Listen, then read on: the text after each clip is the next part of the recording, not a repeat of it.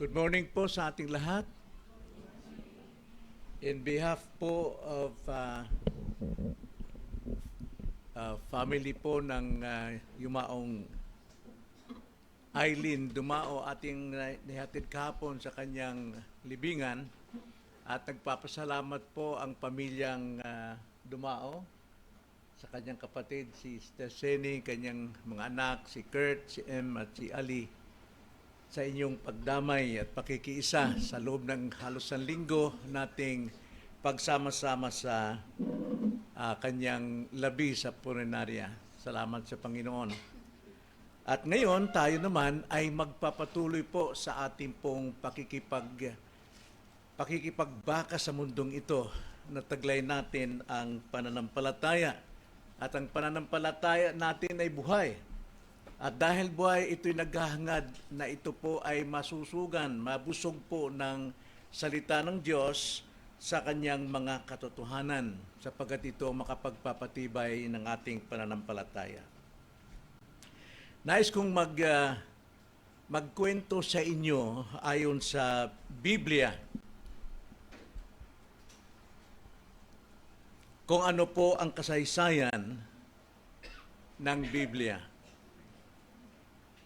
Bago po ang lahat, wala pang simula, kundi eternity ay naroon ng Diyos. At ang Diyos sa kanyang sariling kalooban, sa kanyang katwiran, sa kanyang mabuting kalooban, siya ay nagplano. At ang plano niya, ayon sa banal na kasulatan, ay plano ng kaligtasan.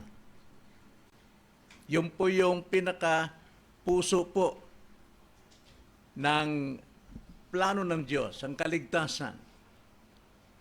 Kaya mula doon sa walang hanggang pasimula, wala pang simula, there is no beginning, wala pang time and space, pinili na ng Diyos o kinilala na niya o inibig na niya ang kanyang ililigtas na mga tao. Kaya makikita natin ang kaligtasan ay biyaya, walang bahagi ang tao. Dahil mismo ang Diyos ang siyang humirang, pumili at umibig sa kanyang ililigtas. At sa kanyang kalooban, kanya itong tinawag upang makarinig ng mabuting balita. At ang lahat ng kanyang tinawag, ayon sa kanyang plano, ay kanyang ipinanganak na muli.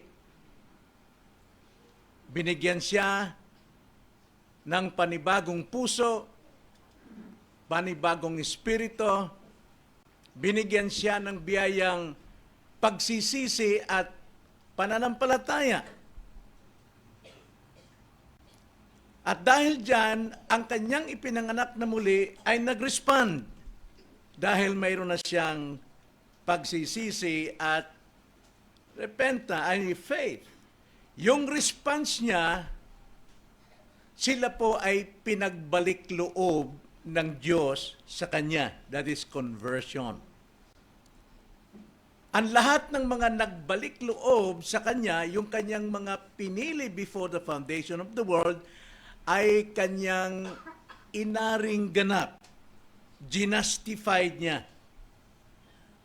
Pinagpaging matuwid. At dahil kanyang pinagpaging matuwid, kanya itong inaring anak, inampon. At lahat ng kanyang mga inampon na naging anak niya, ito'y plano pa lang sa eternity past, ay kanyang binanal. Binanal niya.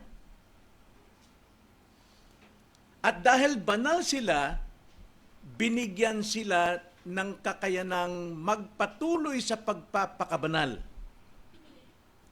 upang sila ay maging kawangis sa kanyang bugtong anak na si Jesus.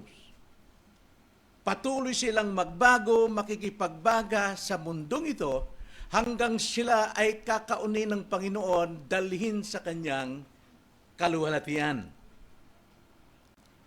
Yun ang plano ng Diyos sa eternity past. At sa kanyang plano, kailangan itong mangyari. At dahil kailangan itong mangyari, ginawa niya ang simula ng kasaysayan. Ang kasaysayang ito, kung tawagin, ay kasaysayan ng katubusan. Yung kanyang ipinlado ay kanya ngayong gagawin, at para magawa ito, kailangang umiral ang mundo. So nagsimula ang kasaysayan ng katubusan sa creation. Na para bang isang pintor, pagkuha niya ng brush, yung first stroke niya doon sa canvas, yung plano ng Diyos na nasa kanyang isipan na, klaro na. Kaya sinimulan niya ang stroke na ito at yan ay ang creation. Kaya lahat ng bagay sa creation, lahat ng mangyayari sa creation, itinakda ng Diyos na mangyari.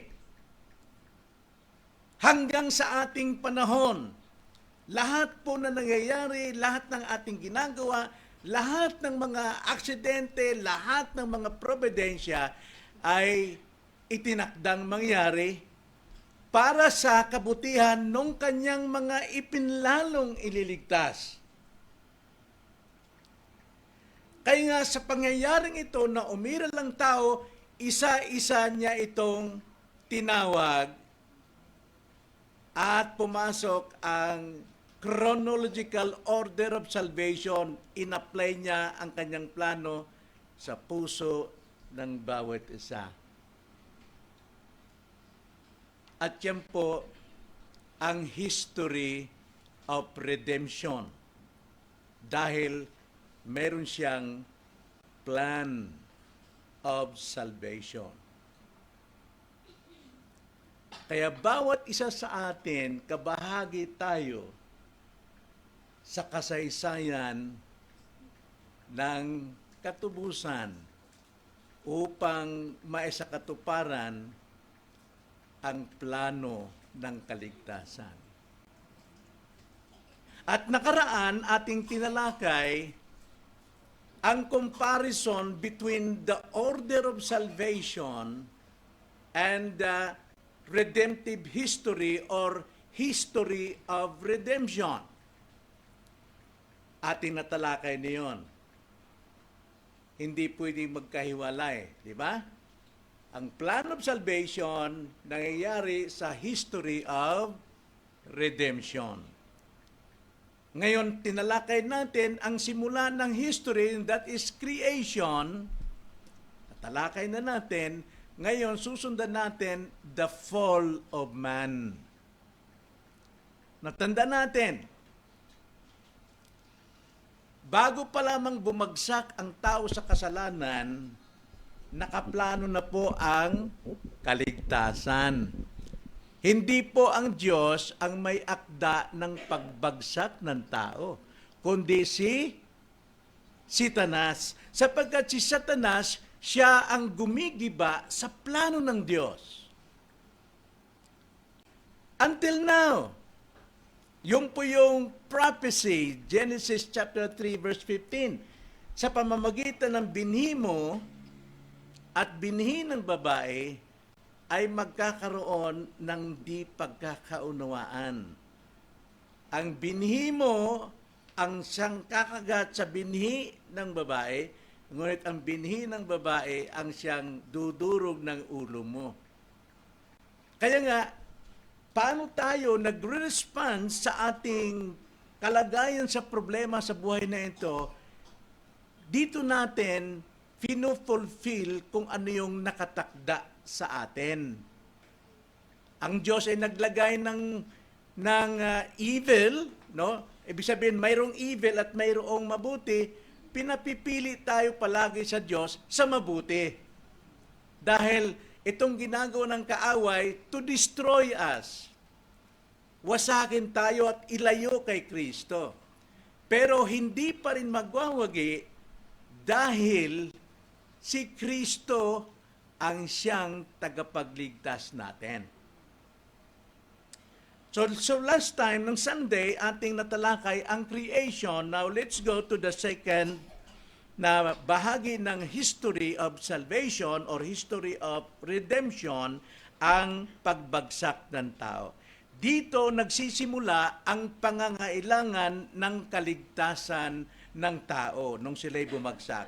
Basahin natin Genesis chapter 1 verse chapter 3 verse 1 to 7. Genesis chapter 3 verse 1 to 7. Basahin po natin. Ganito ang pagkakasabi. Ang ahas nga ay higit na tuso kaysa alinman sa mga mailap na hayop sa parang nannilikha ng Panginoon Diyos. Natanda natin, si Satanas po ay kasama po sa mga nilikha ng Diyos. Hindi siya Diyos. Pero siya, alam natin sa kasaysayan sa Isaias, siya yung pinakamataas ng anghel sa langit. Pinagkakatiwalaan ng Diyos. Pero nais niyang humigit sa Diyos. Nais niyang magtayo ng trono ng mataas sa Diyos. Kaya ibinagsak siya sa lupa. At dito sa lupa, siya'y naghahari. Hindi pa siya ahas. Kundi siya po ay isang nilalang, hindi ko alam, na maganda o gwapo dahil hindi natakot si Eva nung siya'y kausapin. Pero nung siya po'y sinumpa ng Diyos, nang sabi ng Diyos, dahil ikaw ay nandaya, gagapang kang tulad ng ahas. Doon pa lamang siya naging ahas. No? Sapagkat sa lahat ng creation, andun yung ahas. Pero Satanas, anghel siya. Binagsak, tinulad siya sa ahas na gumagapang ng pagkain ay buhangin. Kaya ito po yan. Kaya si Satanas noon, nandito nagpapakita kay Eva, siya po isang nilalang na hindi nakakatakot. Gwapo siya. Tulad sa ating panahon ngayon, ang temptations ay laging gwapo. Very attracting ang temptation. Okay? Ang sabi nito, ang ahas nga ay higit na tuso kaysa alinman sa mga mailap na hayop na sa parang na nilikha ng Diyos. Panginoong Diyos, sinabi niya sa babae, tingnan nyo, dahil gusto niyang wasakin ang plano ng Diyos, kinausap niyang babae. Sinabi ba ng Diyos, huwag ninyong kakainin ang mula sa alinmang punong kahoy sa halamanan? Tuso siya eh. Para malayo yung tao na nilikha ng Diyos ayon sa kanyang wangis, malayo sa Diyos, nagtanim siya ng pag-aalinlangan sa salita ng Panginoon. Totoo ba? Nagising si Eva. Totoo nga ba si lahat ng sinabi ng Diyos o mayroon siyang itinatago? Kaya ang sabi ni Satanas, sinabi ba ng Diyos, huwag ninyong kakainin ang mula sa alinmang punong kahoy sa halaman? Alam natin, lahat po ng nilikha ng Diyos ay pinahintulot kina Adan at Eva maliban sa isang puno lang. Pero sabi ni Satanas, totoo ba lahat ng punong kahoy ay pinagbabawal sa inyo? Kita mo? At sinabi ng babae sa ahas, makakain namin ang bunga ng mga punong kahoy sa halamanan. Sabi niya, pero tingnan nyo, nabiktima na. Ang sabi ni Eva, subalit, nagkaroon ng doubt. Subalit sinabi ng Diyos, pero hindi sinabi ng Diyos yun. Dahil nabiktima na si Eva sa mapanlinlang na pagtanim ng alinlangan, sinabi niya, subalit sinabi ng Diyos, huwag ninyong kakainin ang bunga, sinabi, tama pala, no. Pero half truth, sapagkat sabi, huwag ninyong kakainin ang bunga ng punong kahoy na nasa gitna ng halaman, ito ng dagdag. Huwag din ninyo itong hihipuin, kundi kayo'y mamamatay. So ito pala, pinapakita rito na ang binibigay ni Satanas sa pandaraya, tatamnan ka ng pag-alilangan upang gawin mo. Para bang bata nakakita ng ipot ng manok? Ano ba, ipot ba yan? Ipot yan. Sabi ni nanay, wag mo nga mabaho yan. Pero tinuro pa rin at inamoy. Yun yung doubt sa buhay natin. Imbis na nag-alilangan ka, pero gagawin mo, susubukan, pakayayaman ako dyan. Baka tumama ako dyan sa loto. See? Ganun yung doubt. Tinuturuan ng maliit na kasalanan, kala mo tingin mo tama. Sabi niya, mabigat ito. Sinabi ng Diyos, huwag ninyong kakainin ang bunga ng punong kahoy na nasa gitna ng halamanan. Huwag din ninyo itong hipuin, kundi kayo'y mamamatay. Half-truth is a lie.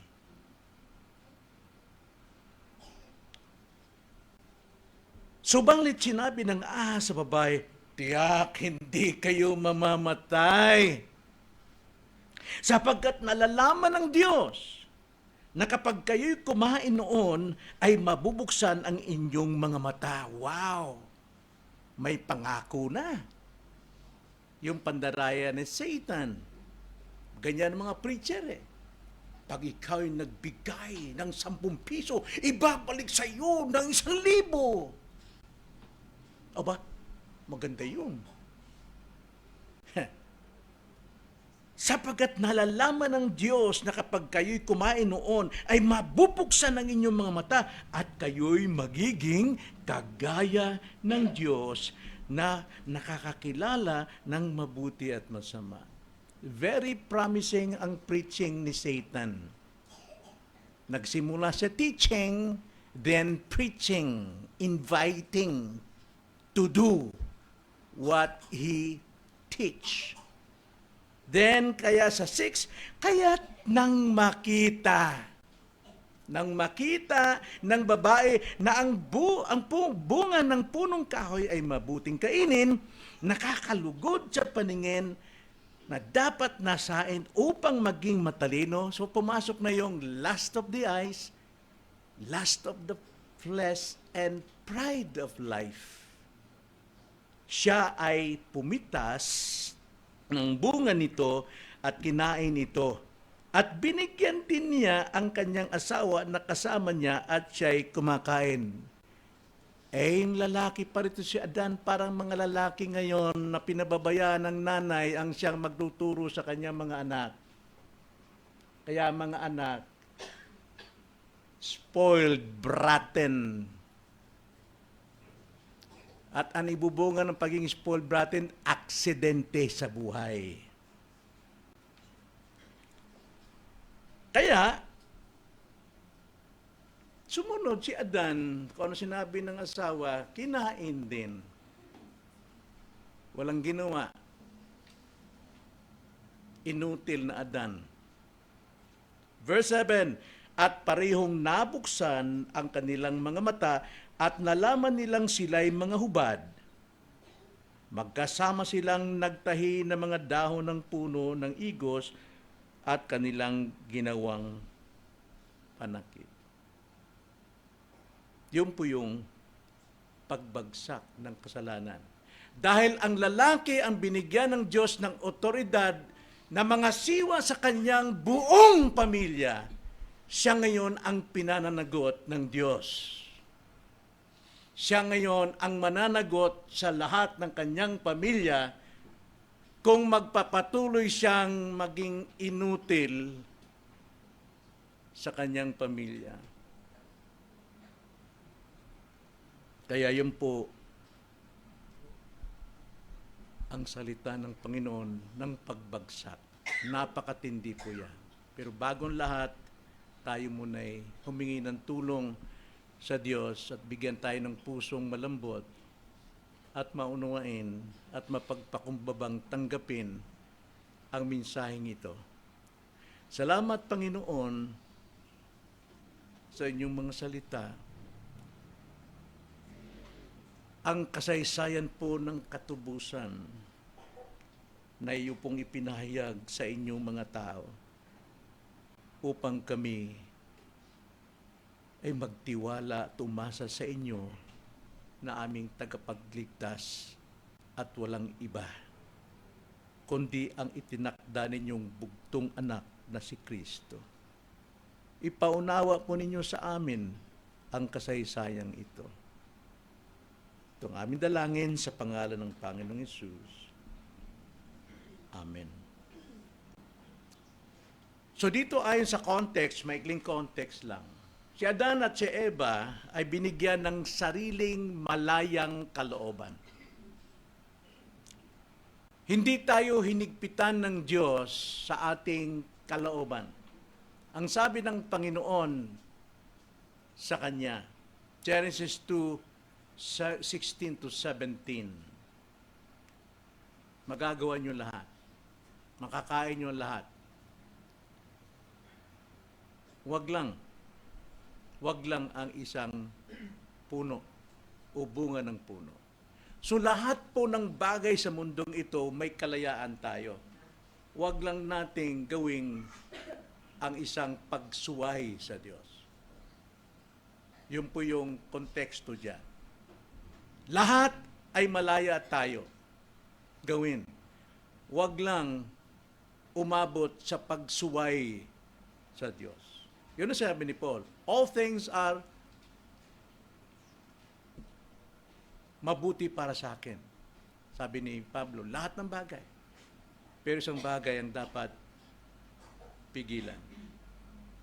Ngunit ang malayang kalooban ni Adan at ni Ebang ito, dahil malaya sila, ano man ang gusto nilang gawin, mas pinili nilang suwayin ang utos ng buhay ng Diyos. Sapagkat ang utos ng Diyos na isa lamang, kapag ito'y lagi mong sinusunod ng may pag-ibig, mabubuhay ka magpakailanman. Pero dahil malaya ang kanilang kalooban, tulad ng sinabi ni Satanas, totoo ba na sinabi ng Diyos? Nagtanim ng doubt sa kanyang sariling kalooban at nangako si Satanas, magiging tulad kay sa Diyos. At dahil dyan, nakita ni Eva na malaya ako kung anong gusto ko. Huwag niyo kong pakikialaman sa inyong relihiyon. Nasa akin ang kalayaan kung anong gusto kong piliin.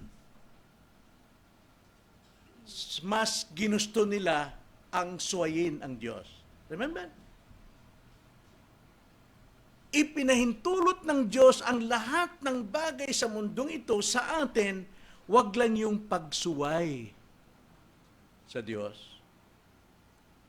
Pero halos lahat ng tao ngayon nandun sa pagsuway sa Diyos.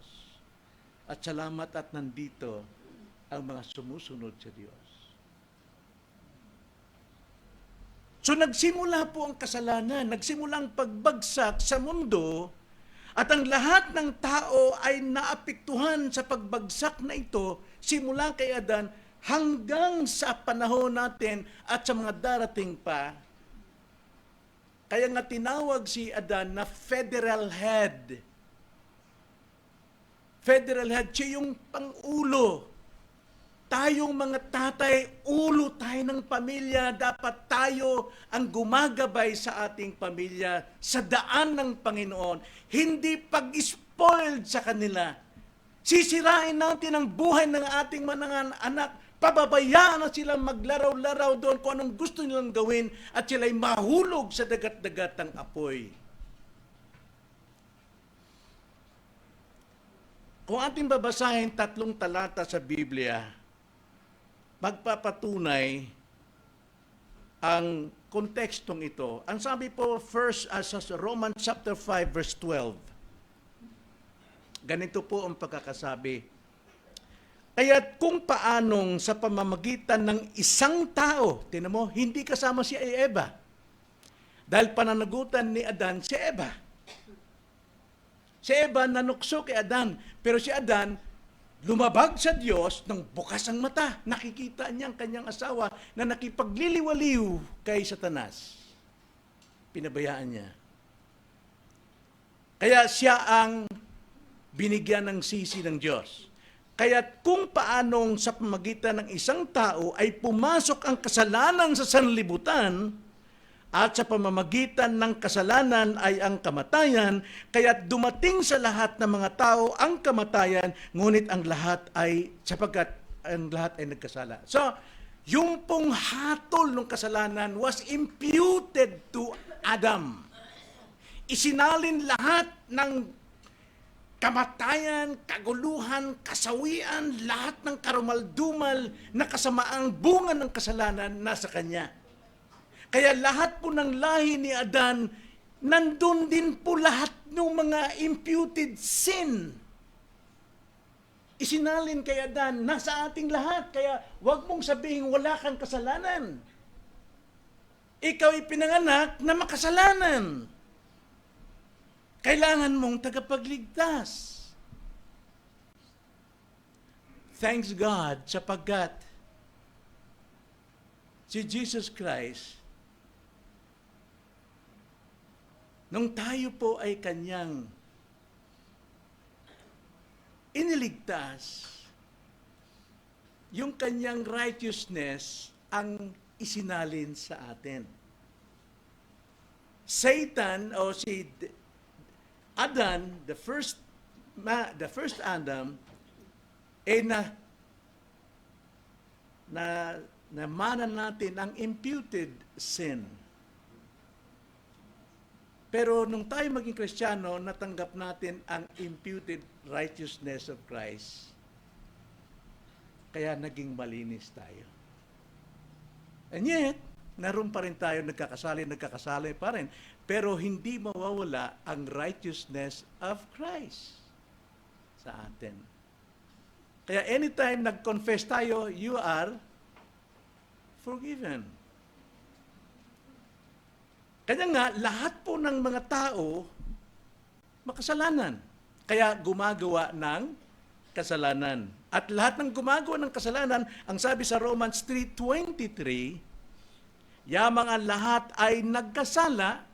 Now, nagkasala means actual sin because he is, in the first place, sinner. Hindi nakaabot sa kaluwalhatian ng Diyos, hiwalay sa Diyos. Kahit anong gawin mong relihiyon, hiwalay ka sa Diyos. At dahil hiwalay sa Diyos, Romans 6:23, sapagkat ang kabayaran ng kasalanan ay kamatayan. That's it. Kamatayan sa impyerno.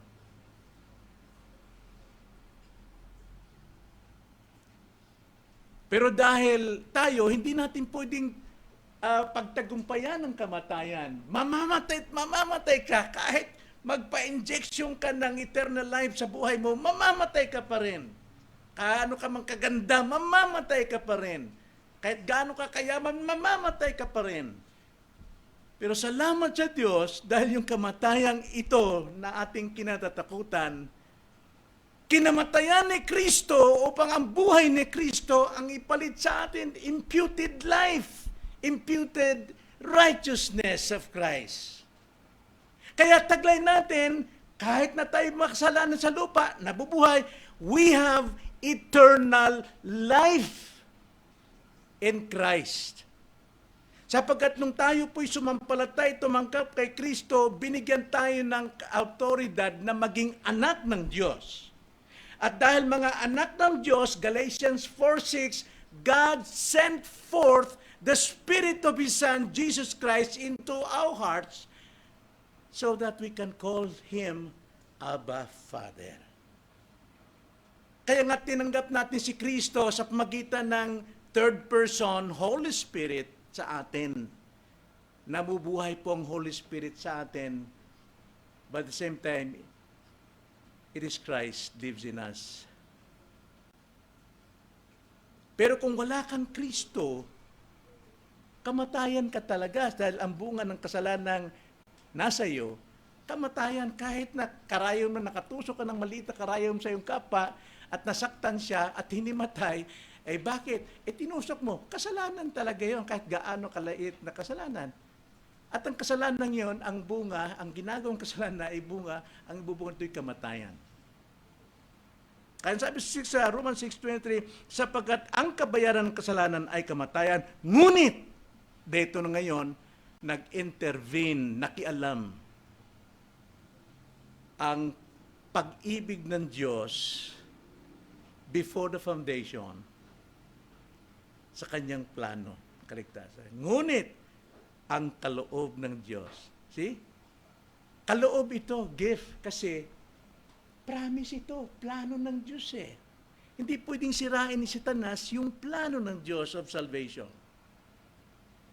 Ngunit ang kaloob ng Diyos ay walang bayad, ay buhay na walang hanggan kay Kristo Jesus na Panginoon natin.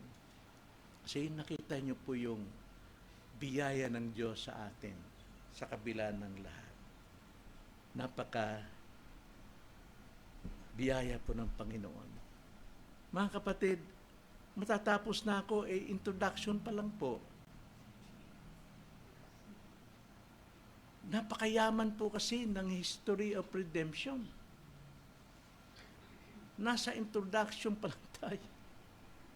Kinapos, hindi ko po pipilitin natapusin itong ating paksa about the fall of man na hindi natin maintindihan.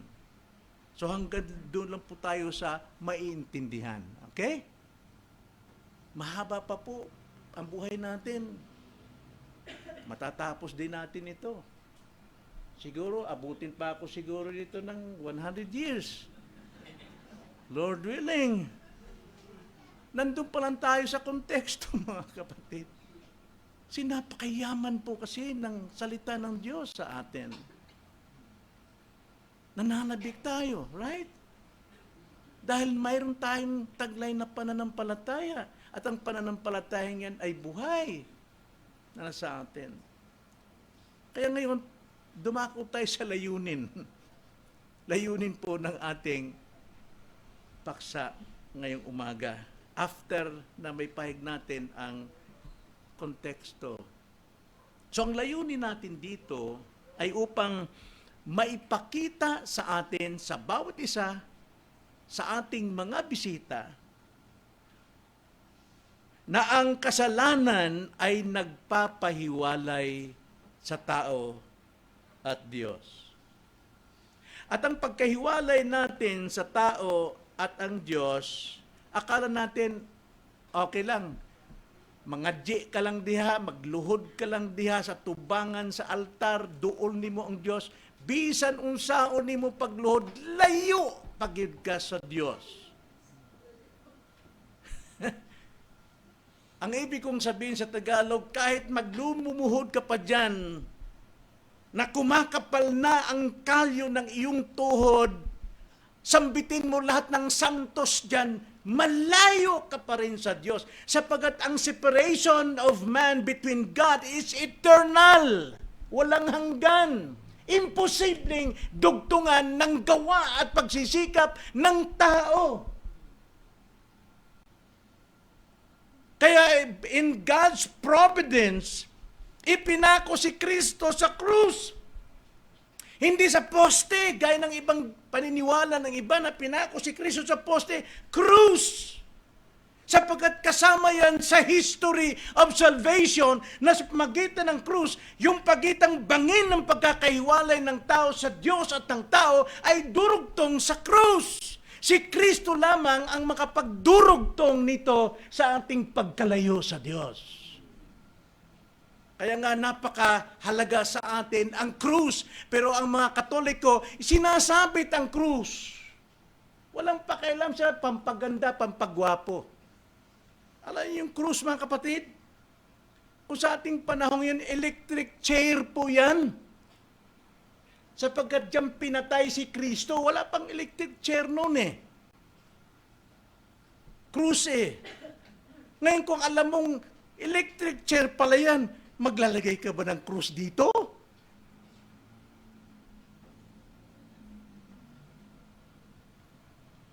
Mga kapatid, napakalayo po ng distansya. Tanging si Kristo lamang ang makapagdurugtong ng tao at ng Diyos. Sapagkat ang history po of redemption and the plan of salvation nakasentro kay Hesukristo lamang. Kaya ginawa ng Diyos ang plan and history of salvation for Christ. Remember Romans 11:36, please pakilagay. Pakibasa po, Romans chapter 11 verse 36 po. Sapagkat mula sa Kanya, Mula kay Kristo, sa Kanya, at pamamagitan niya, at para sa Kanya, ang lahat ng mga bagay, sumakanya nawa ang kawalan magpakailanman. yes. Dahil sa Kanya, kay Kristo, sa pamamagitan niya, kay Kristo, para sa Kanya, kay Kristo, lahat ng kalwatian ng bagay para sa Kanya. Kaya ang pag-asa po ng tao ay si Kristo lamang. Si Kristo lamang. Wala pong iba. Kaya kung maintindihan ng mga tao ang nire-recite nilang bersikulo, John 3:16 and John 14:6, magiging mahalaga sa kanila ito sapagkat yun ang buhay nila. Ang sabi sa John 3:16, gayon na lamang ang pag-ibig ng Diyos sa sanlibutan, isinugo niya ang kanyang bugtong na anak na si Jesucristo. Kanino isinugo si Kristo? Sa sanlibutan. Sino yung sanlibutan na iniibig ng Diyos?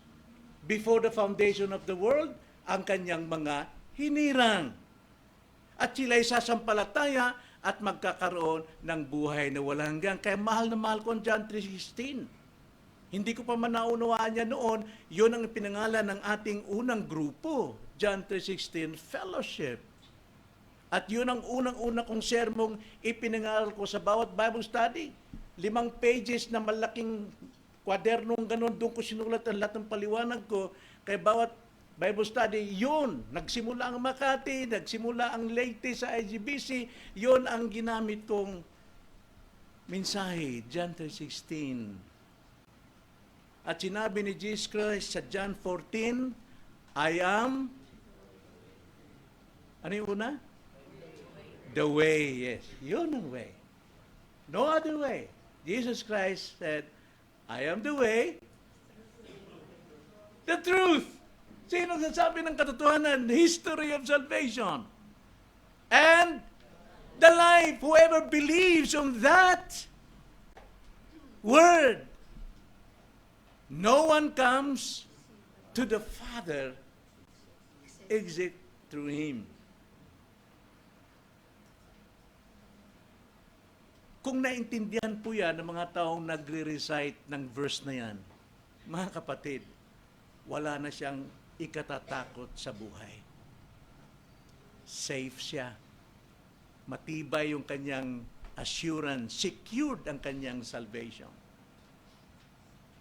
So doon pa lang tayo sa layunin, busog na tayo. Isa pa lang. Ikalawang layunin, ituturo natin ang fall of man according to history of salvation o redemption upang maunawaan ang need, ang pangangailangang kaligtasan ng bawat tao through Christ alone. Hanggat hindi mo naunawaan kung saan ka nagmula, anong klaseng buhay ka, anong mayroon sa iyo, hindi mo kailangan si Kristo sapagkat namumuhay ka sa sarili mong katuwiran, sa sarili mong paniniwala, sa sarili mong relihiyon na kinagisnan. Wala pong relihiyong makapagliligtas. Gaano man ito katalas sa taas, gaano man ito kalapad, gaano man ito karami sa buong daigdig. Sakupin ng relihiyon ang buong daigdig, hindi pa rin makapagliligtas sapagkat walang makapagliligtas, makapagdadala ng tao kay Ama. Sino? Jesus Christ, I am the way, the truth, and the life. At ang sabi ng Panginoon sa kanyang salita, kung kayo'y mananatili sa aking salita, tunay kayong aking mga alagad. At ano mangyari pag tunay kang alagad? Malalaman mo ang katotohanan at ang katotohanan ang magpapalaya sa iyo sa maling paniniwala sa mundong ito. Yun po yun. History of redemption na ating pong binubuksan ngayon. Ikatlo pong layunin upang mahikayat ang mga nakikinig. Nakilalanin ang sariling pagkakasala at magtiwala sa plano ng Diyos. Anong plano ng Diyos? Kaligtasan. Paano niya itong nilalapat bawat isa sa atin? Una, paniwalaan nating tayo'y tinawag. Kailan ka tinawag? Bago pa lamang pinili. Kailangan ikaw ay kabilang sa pinili. Paano ka pinili? Wala pang mundo. At dahil pinili ka, tinawag ka, instant po yung pagkakatawag. Pero yung pamamaraan po, pag-apply nito a chronological order according to God's time. Ako tinawag, nangihinayang ako. 37 na ako. Pagkaraghang sala ang akong nabuhat. Usa ko tawga sa Ginoo. Iyamang kabubuton. Tinawag akong 37 years, maraming kasalanan na nangyari sa buhay ko. Kalooban pa rin ng Diyos according to His history of redemption. Sapagkat yung aking karnasang kasamaan, yun ang magtuturo sa akin kung paano ko itutuwid ang aking kasalukuyan. Kaya walang makakakuha ng aking testimony sa aking pagkamakasalanan. Sapagkat nakikita ko ang biyaya ng Diyos doon. Hanggat hindi mo naunawaan ang sarili mong kasalanan, hindi ka aamin. Hindi ka mangangailangan ng tagapagligtas. Dahil ang tingin mo, malakas ka. Marunong ka. Pero kapag ka naunawaan mo ang iyong pagkamakasalanan, Lord, help me. Tulad kay Pedro, nung nakita niya si Jesus Christ na lumalakad sa dagat, sabi niya, ako'y tagasunod ni Kristo. Malakas ako. Kaya tumayo siya sa bangka, lakas ng alon. Bagyo. Ang sabi niya, Panginoon, palapitin mo ako dyan.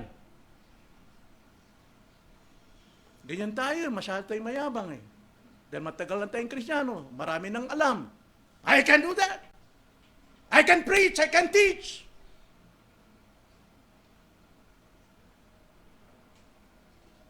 So sabi ng Panginoon, kaya ba nga nitong Pedro? Halika. Aba, sa unang hakbang niya, pangalawang hakbang niya, nangyari talaga. Ganyan ang maraming, hindi ko sinisira ng pastor, pero maraming pastor bumabagsak sa simula, magaling, mahusay, kilala, bantog. Pero bandang huli, ano nangyari kay Pedro? Unang hakbang niya, tingin niya sa mga kasama, see? Pangalawa, nakita niya yung hangin, lakas. Pangatlo, boom! Lubog siya. Yun yung past life natin. Anong ginawa ni Peter? Manood ka, Panginoon. Marunong ko lumangoy. Aba, hindi. Dilaw yung boses niya nang nagmamakaawa. Please, Lord, help! Help me, Lord!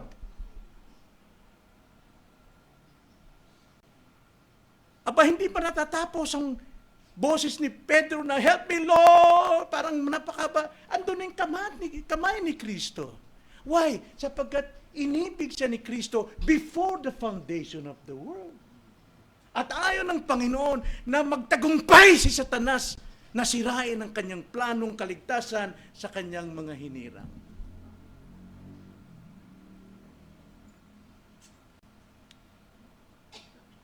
Yan ang pag-ibig ng Diyos. For God so loved you.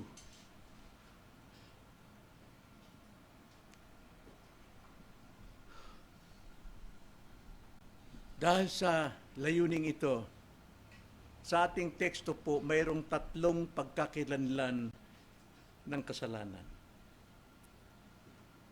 Ngunit hindi na po natin madidiscuss. Ati po itong i-discuss next Sunday.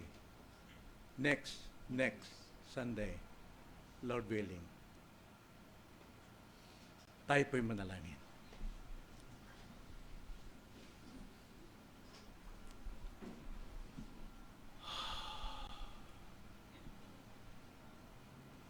Dakilang Diyos. Napakadakila mo talaga. Kayo po ang soberanong Diyos. Nagahari sa walang hanggan, Panginoon. At sa iyong kabutihan at karunungan na mabuting kalooban, nagplano ka at ang plano niyo'y itinakda na ito'y mangyari. At upang ito'y mangyari, sinimulan mo ang kasaysayan ng katubusan. Kasaysayan po ng buong mundo. At sa buong mundo, Panginoon, ipinapahintulot mo ang lahat ay kumikilos sang-ayon sa iyong kalooban na matupad ang iyo pong plano sa bawat taong tinawag ninyo na nasadlak po sa iba't ibang kasalanan, iba't ibang lugar at iba't ibang panahon. Ngunit sa takdang panahon, sila po'y iyong tinawag upang sila'y inyong tubusin. Nagpapasalamat kami, Ama, sa iyong salita na inyo pong ipapaunawa at ipinapaunawa ang aming pong buhay sa nakaraan upang maging uhaw at gutom kami sa aming pong kaligtasan at tagapagligtas. Magligtas po kayo, O Panginoon. Ang lahat ng ito'y aming isinasamo at ipinagpapasalamat sa tanging pangalan ng aming Panginoong Hesukristo. Amen.